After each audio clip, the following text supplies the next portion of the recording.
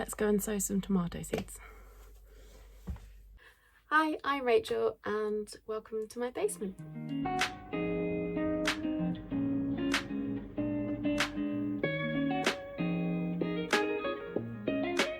Got my cup of tea and I'm ready to start sowing my first seeds of the year, which are tomatoes. So normally I would start my tomatoes much earlier than the 5th of April. But it's been such a crazy year. I have just finished my PhD, or almost finished my PhD, but now I'm finally ready to focus a bit more on the garden, and it's very exciting.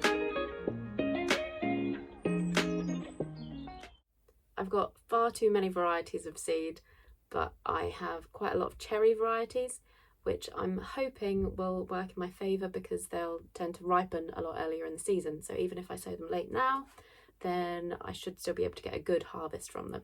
Normally I would start my tomato seeds probably in January. You can start them in the cold winter months as long as you've got the right light and heat setup. I'll give you a quick sneak peek at my setup. So I've got this big frame, which I bought from either Wilko or B&Q quite a long time ago. I have these heated mats, so you just pop your trays directly on there, and I have some heated propagator trays, so just plug those in.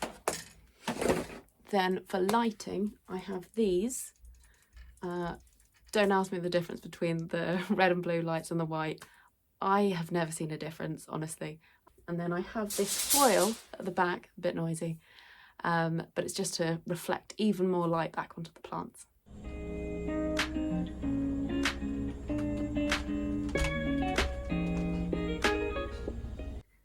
So first things first, got my tray, got my seeds, and I've got a big old bag of compost down here. Today I'm using Miracle-Gro peat-free, and I will probably stick in some perlite, some vermiculite, and some coir compost if I've got some. Just checking through my inventory.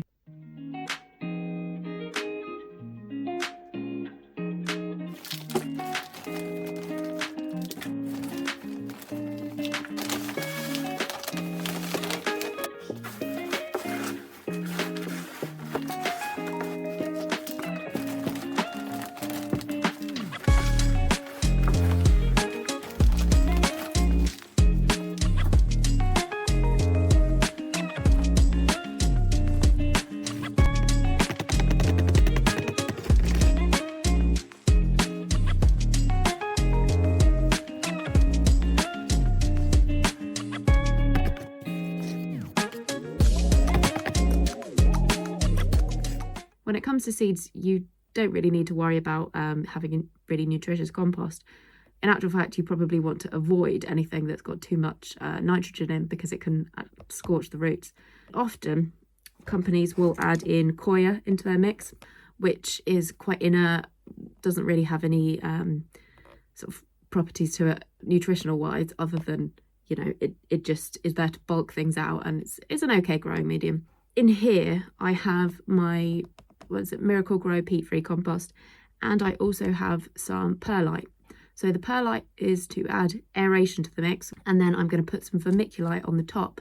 So when I sow my seeds, the tomato seeds, on the top of the soil, I will put the vermiculite over the top of them, and that retains moisture. But realistically, the seeds are only going to be in this medium for maybe 6 weeks. So after that, then they can go into maybe a little bit more of a rich mix.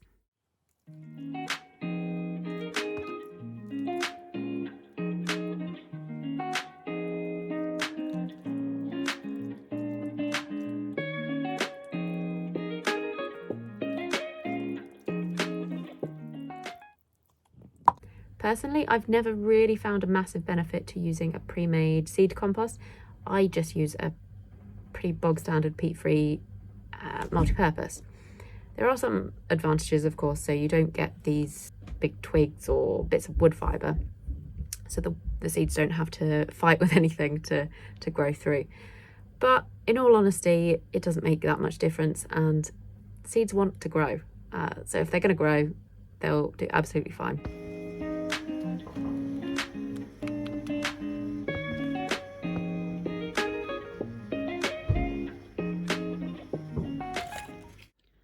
I have put in 2 seeds per cell, and I will eventually thin those out to just 1.